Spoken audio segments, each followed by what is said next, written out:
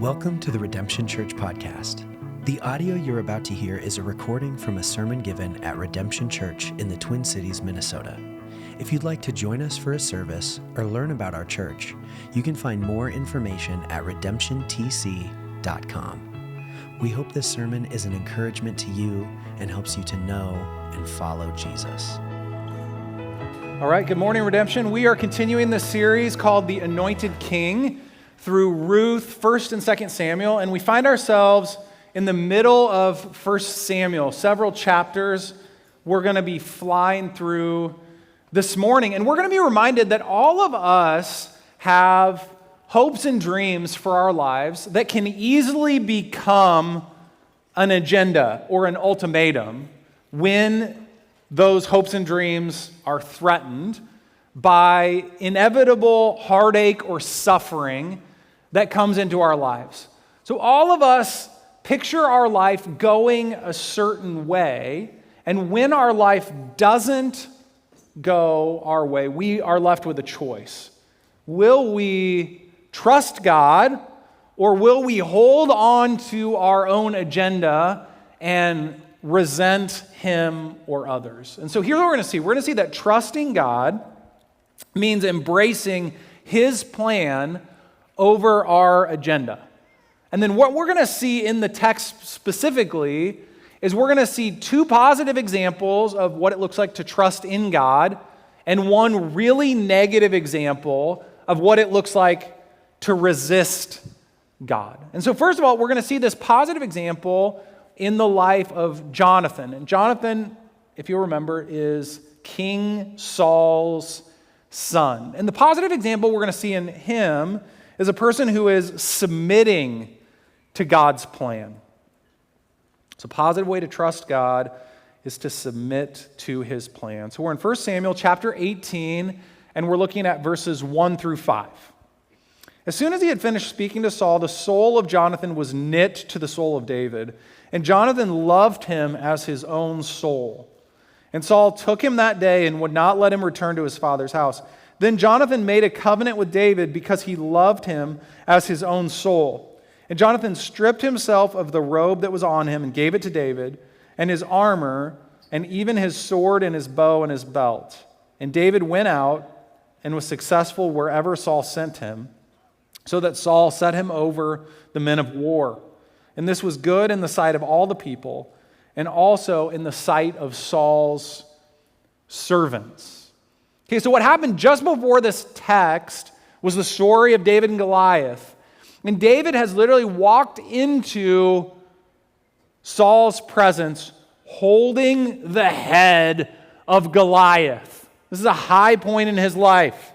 It's like, I am anointed by God, is basically what the scene is showing. And so the person who had the most riding on David being God's anointed would arguably be Jonathan. And the reason for that is Jonathan was next up. Jonathan had been told countless times in his life up to this point that he was God's anointed. See, it was widely accepted that the next king in Israel would be Jonathan because the kingship would be transferred by blood. So you can imagine Saul, when Jonathan was 8, 9, 10 years old, putting his arm around Jonathan and saying, "You'll be the next king in Israel." But then you have David on the scene. Spirit of God on him, rushes out when everyone else in Israel is a coward, kills Goliath, brings the head in. And so you're wondering, okay, what's Jonathan's move? Is he going to become competitive and resentful, or is he going to submit to God's change of plans? And we see Jonathan doing something absolutely remarkable here that flows from his faith and submission to God. He doesn't have an agenda for his own life, and so he is freed up to love David. It says, when he sees David is God's anointed, he loves him as he loves his own soul. So he has faith in God. He's freed up to not be competitive with God's anointed, but instead to love him as he loves his own soul. And that comes out in his very obvious outward behavior. Now, it's not immediately obvious to us what's happening in this scene, but what's happening here when Jonathan takes off his robe and gives it to David, takes off his armor and his belt and his sword, all these things, is he is understanding that David will be the next king in Israel and he won't be. So he's taking off the robe, he's saying, I agree with God, you're the next anointed king. I agree with God, you're going to be the head of the army, not me. This is absolutely stunning and remarkable submission that God or anyone else doesn't have to wrestle the kingship away from Jonathan, but he is fully submitted to God when he is losing what could be most precious to him. It would be the most natural thing in the world for him to beg God to keep the kingship, to resist God's anointing of David, but instead he's fully submitted to God. Which presents a question to all of us. Given the same situation, would we do the same thing that Jonathan did? Now, the test for us really is in our opportunities for submission in our own life. When your agenda is crossed, or when you've got to risk something in your professional or family life in order to submit to God, are you willingly doing that out of love for God, or are you either begrudgingly doing it or refusing to do it? That's the test. I remember sitting across from a guy in college ministry several years ago. His name was Matt. And Matt was a new Christian, and he was feeling like God was calling him to be baptized. And he knew that he was going to invite his parents to come see his baptism, but he was nervous about how they would respond. And so I was encouraging him, okay, yeah, have that conversation, invite them to your baptism, and thinking, okay, he's probably overreacting, this is going to go fine. Well, he knew his parents better than I did. And so he reports back to me, okay, talk to my dad. Dad's probably not a Christian, kind of a traditional mainline Lutheran, but not a believer. And so he thinks baptism saves you at birth, and so he doesn't like the fact that he's getting baptized. And so his dad tells him, if you get baptized at your church, I will disown you. And so Matt's asking me, what should I do? Well, everything in me wants to say, like, oh, it's fine, just don't do it, like kind of appease your parents. But I kind of took a deep breath and said, okay, this is really hard, but around the world, if you choose to get baptized in many places, your parents won't just disown you, they may have you killed. And so in our country, very few people have to face this possibility, but you've got to call your parents and tell them, like, okay, you want to honor them, but you're going to submit to God and risk their disapproval rather than disobey him. And so he has that conversation with his dad, and I find this actually kind of funny. He has that conversation with his dad. His dad's like, okay, when are you getting baptized? We'll come. It didn't turn out how he thought it would, but he had to risk it in order to submit to God. And I think that all of us at different times in walking with Jesus are going to be faced with this opportunity either to hold on to our agenda or to submit to God. And I think that this may happen sort of in our workplace where we're asked to give up a job promotion or making more money in order to keep our integrity intact. Like, you may have to give up power, money, control, kind of the secular idols in order to submit to God, or you may have to risk family disapproval, so more like traditional idols, where somebody in your family might think that you're a Jesus freak, and you've kind of gone off the deep end, think that you're taking your faith a little too seriously. So you may have to risk either power, success, money, or you may have to risk family approval in order to follow after God. And the question is, when that moment of test comes, will you gladly submit to God, like Jonathan, or, as we'll see in a really terrible example, will you resist his will like Saul did? So we see Jonathan submitting to God's plan. We see a really negative example of Saul resisting God's plan next.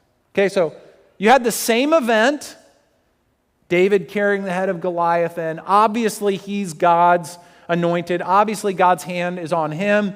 Jonathan submits, and Saul turns against him. Saul becomes competitive. Saul becomes angry. And Saul sets it on his heart from that moment on to kill David. And so what we're going to do next is read kind of the climax of Saul's insanity. 1 Samuel 22, 12 through 18 says this, "And Saul said, 'Hear now, son of Ahitub.' And he answered, 'Here I am, my lord.' And Saul said to him, 'Why have you conspired against me, you and the son of Jesse, and that you have given him bread and a sword and have inquired of God for him, so that he has risen against me to lie in wait, as at this day?' Then Ahimelech answered the king, 'And who among all your servants is so faithful as David, who is the king's son-in-law and captain over your bodyguard and honored in your house? Is today the first time that I have inquired of God for him? No, let not the king impute anything to his servant or to all the house of my father, for your servant has known nothing of all this, much or little.' And the king said, 'You shall surely die, Ahimelech, you and all your father's house.' And the king said to the guard who stood about him, 'Turn and kill the priests of the Lord, because their hand also is with David.' And they knew that, and he fled and did not disclose it to me. But the servants of the king would not put out their hand to strike the priests of the Lord. Then the king said to Doeg, 'You turn and strike the priests.' And Doeg the Edomite turned and struck down the priests, and he killed on that day 85 persons who wore the linen ephod." Okay, so Saul repeatedly is trying to kill David. Now David, we'll find out, is waiting for the Lord, is trusting in the Lord, but he's also not crazy, and so he's on the run for his life. He's running from Saul. But what's very clear at this point is that David has reason to run from Saul, but Saul has no reason to run from David. Because even though Saul is trying to kill David, David has not turned his allegiance away from Saul. He's still in submission to God, submitted to Saul. But Saul is believing this conspiracy theory. He's believing that he has every right to kill David because David is out to get him. That's what his jealousy is doing in his own heart. So he's been chasing down David. And he comes to this place where David has been. And what he finds out is that this priest named Ahimelech and the other 84 priests who work alongside of him have aided David in his journey.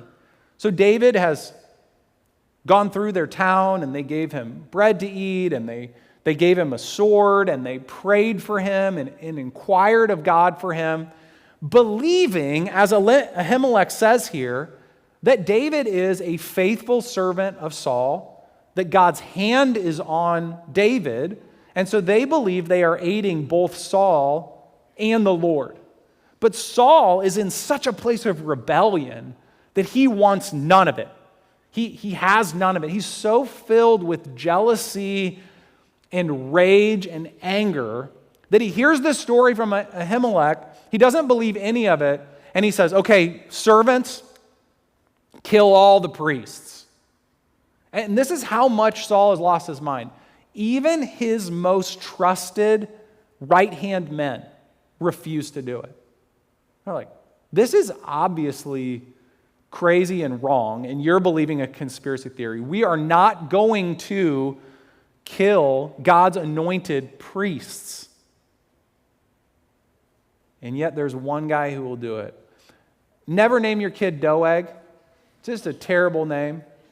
But I'm imagining this guy's got like one eye, kind of crooked teeth. He's a real, gangly looking fella. But he's like, I'll do it, right? Like, I'll do it. So he grabs a sword. I don't know what this looked like, but it had to have been absolutely terrible.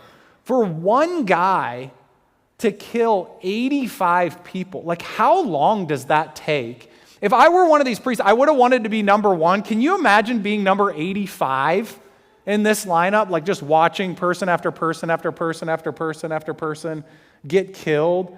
But I mean, we ask this question, right? As we look at this scene, we're like, okay, how did Saul go from, in the early chapters of 1 Samuel, filled with the Spirit of God and counted among the prophets and receiving God's anointing, to this? How did he get to this place? And we better not too quickly put him in like an insane asylum category where we're like, we can't relate to him at all. He's just nuts. I can't believe he got there. And we sort of stand in judgment to him and say, we could never get there. Instead, once we start thinking about it, we understand that any human heart can get even to this place if we start having our own agenda usurp God's plan for our life. It's when what is most precious to us is threatened that we get to this place. And C.S. Lewis probably has helped me understand this dynamic of the human heart as much as anybody else in his book called The Four Loves. And he didn't actually coin this term, but other people who have read The Four Loves coined this term of the descending ladder of love. And here's what Lewis describes as the descending ladder of love. As love becomes more and more polluted, when things that we love don't just become good gifts from God, but become idols. So he says love starts off appreciative. And we see this in the life of Saul. Love is appreciative of the good gifts of God. So for example, for Saul, he looks at his kingship and he sees it as a good gift from God. This is a good gift from God. I've been anointed king. This is a stewardship and a responsibility. And he would say, thank you to God. But love starts getting polluted in our own hearts when love moves from being appreciative to being attached. And here's what I mean by that. It moves from being thankful for the good gifts, the people, your job, relationships in your life, whatever it is. It goes from being appreciative to attached, and it's a subtle shift. It doesn't just say, thank you for this, God. It says, I need this person or this thing for security. I'm attached to it. I've got to have it. And then it descends even deeper into this place of not just being attached, but being possessive. Then it says not, God, I need this, but it says, this is mine. And once you descend into this place where your love becomes possessive, then Lewis says it becomes controlling. And when it becomes controlling, you're saying internally, I must do everything I can to keep it. For Saul, it was, I must do everything to keep this kingship. It might be, I must do everything I can to keep this marriage working. I must do everything I can to keep this job. I must control it. It's mine. And then it finally descends into bondage or idolatry, Lewis says, where you say to yourself, I can't live without this, and I will crush anyone who gets in my way. That's how you end up going from, this is a good gift from God, to I will kill someone who gets in my way. Now, I'm guessing most of us won't actually murder somebody in our life. But James, Jesus' brother, says, at a heart level, all of us will and do. This is what James says in James chapter 4, verses 2 through 3. You desire but do not have, so you kill. You covet, but you cannot get what you want, so you quarrel and fight. You do not have because you do not ask. When you ask, you do not receive because you ask with wrong motives, that you may spend what you get on your pleasures. So here's what happens to all of us when love gets messed up in our souls. We over-desire good things in our life. It goes from, this would be a nice thing to have, I'm thankful that I do have it, or I'm thankful that others have it, to I have to have it. And when we get desire for relationship or for success or for money, and we over-desire it, we'll crush people who are in our way. And so the first flickerings of this starting to crush people around us are anger. Jesus said, if you're angry with your brother or sister in your heart, you commit murder. And all of this, if we trace it back, comes down to our heart attitude with God, doesn't it?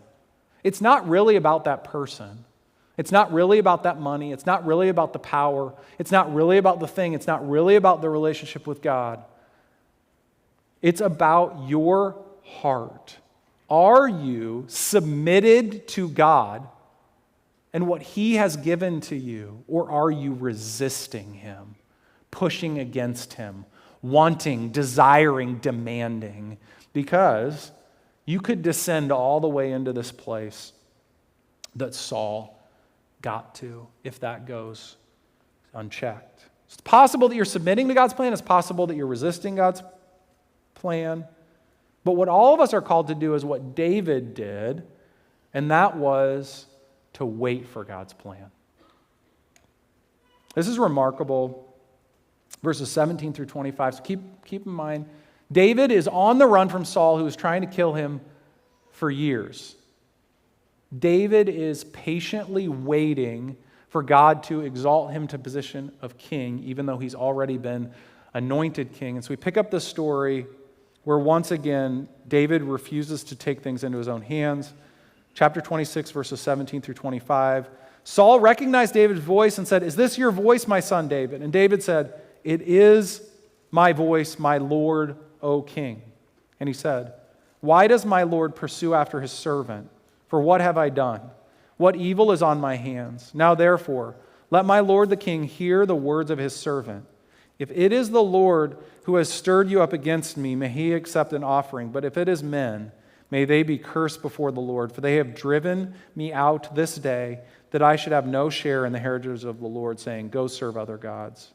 Now therefore, let not my blood fall to the earth away from the presence of the Lord. For the king of Israel has come out to seek a single flea, like one who hunts a partridge in the mountains." Then Saul said, "I have sinned. Return, my son David, for I will no more do you harm, because my life was precious in your eyes this day. Behold, I have acted foolishly and have made a great mistake." And David answered and said, "Here is the spear, O king. Let one of the young men come over and take it. The Lord rewards every man for his righteousness and his faithfulness. For the Lord gave you into my hand today, but I would not put out my hand against the Lord's anointed. Behold, as your life was precious this day in my sight, so may my life be precious in the sight of the Lord, and may he deliver me out of all tribulation." Then Saul said to David, "Blessed be you, my son David. You will do many things and will succeed in them." So David went his way, and Saul returned to his place. Okay, so this has already happened once in 1 Samuel, where Saul, it's kind of a funny scene, Saul went to pee in a cave, and David had the opportunity to kill him while he was peeing and didn't do it. Came out of the cave, said, "Look, I had the opportunity to kill you, I didn't do it." This is now the second time where David had the opportunity to kill Saul, and it was kind of a side door that he could have taken, because it was actually one of his men who saw Saul sleeping and could have killed him kind of as a hitman for David. So David totally could have justified this. Saul's trying to kill him. David is submitted to Saul.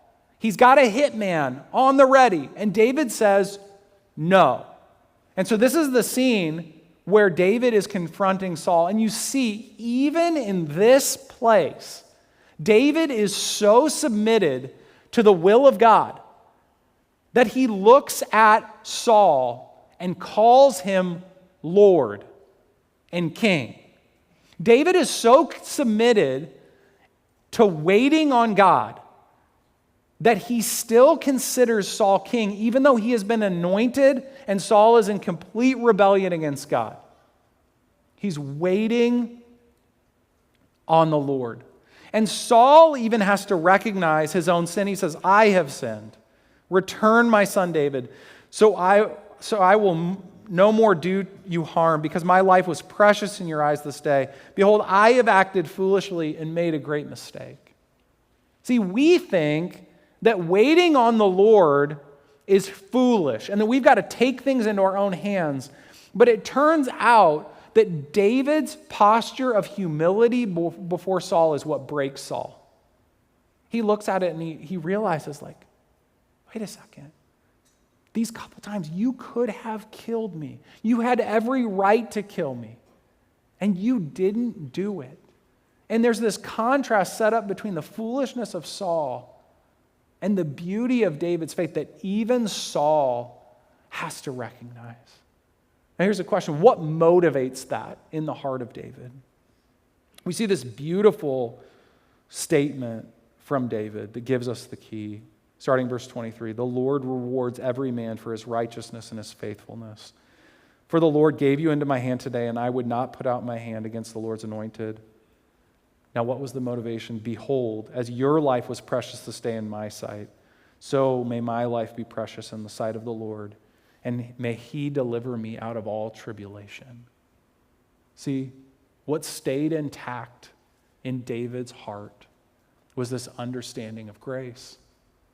He understood that he was the Lord's anointed and that it was God who would protect him and God who would come through for him. And that it wasn't because he was greater than everybody else. It wasn't because he was some special person in and of himself. It was because God's hand was on him. And he understood that that was by grace.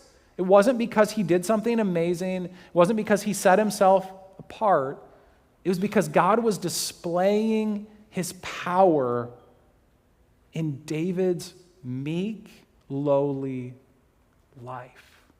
And that is what gave him the courage to wait for the Lord and not take things into his own hands. Now, I don't know about you, but some of my biggest regrets in life are when I took things into my own hands.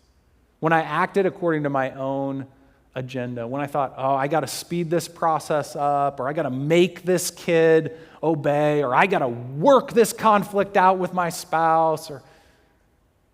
But when I wait for the Lord, let him work some things out, get my heart settled in him, I have very few regrets.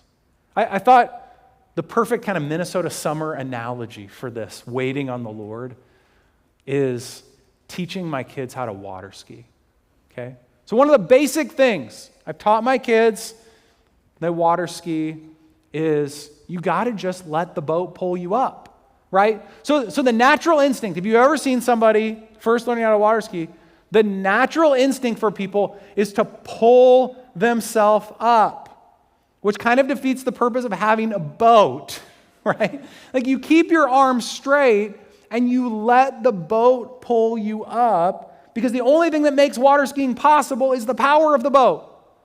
The only thing that makes Christianity possible is the power of God. Now, it requires some effort on our part. We got to put the life jacket on, we got to jump in, we got to strap the skis on, and we actually do have to hold on. Like there's an element of effort on our part, but it's like a passive effort. We have to let God do his work, and that always involves the painful process of us putting our agenda aside.